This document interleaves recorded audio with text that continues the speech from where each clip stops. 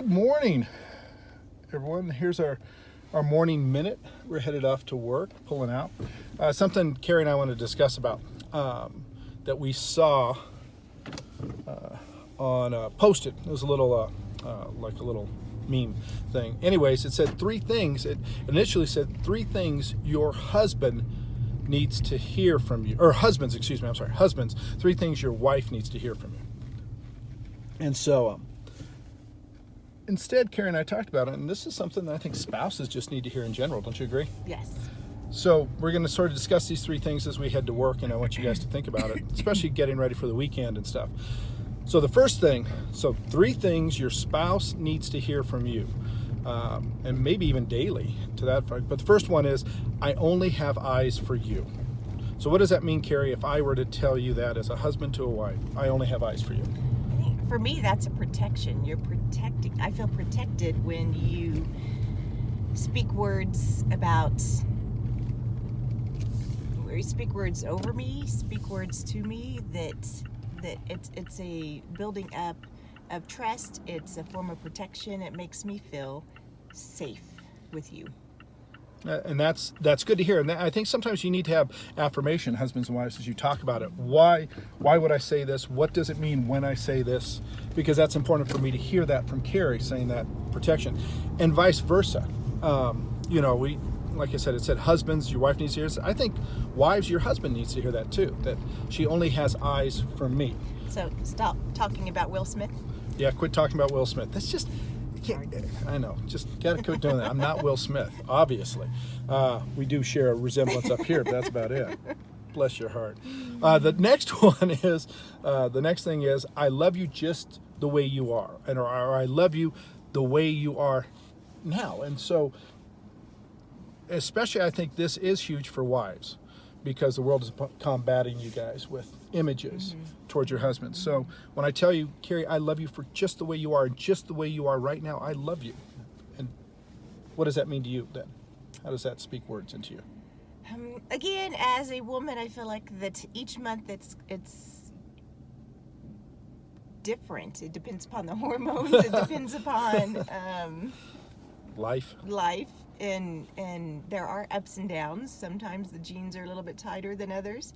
And so it's nice to know that it's, again, not conditional. You're not basing your love for me off of my looks.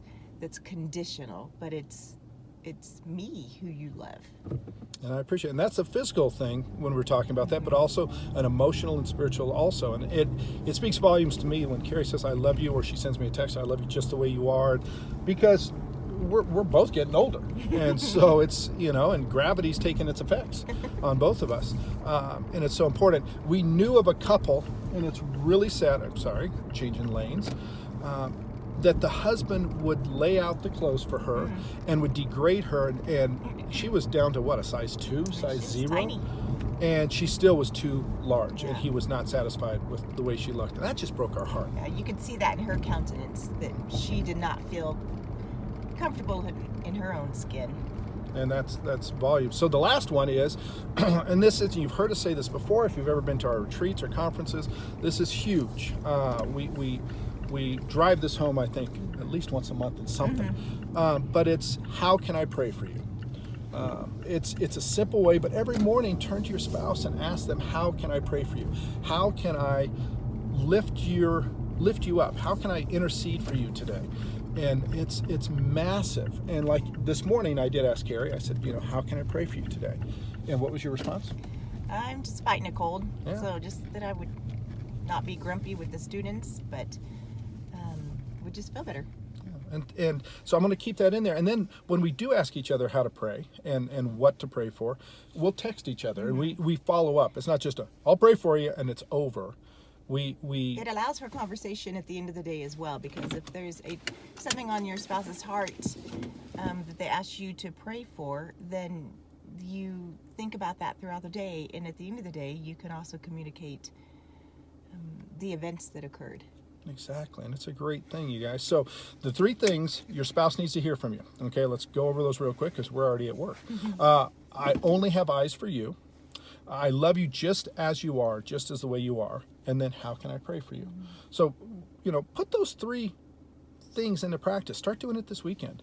And it goes both ways. So one of our other rules that we always have in any retreat or conference or even in our classes is there's no elbow nudging. So wives, if you're listening to this, I don't want you to all of a sudden just link it and say, you need to follow this.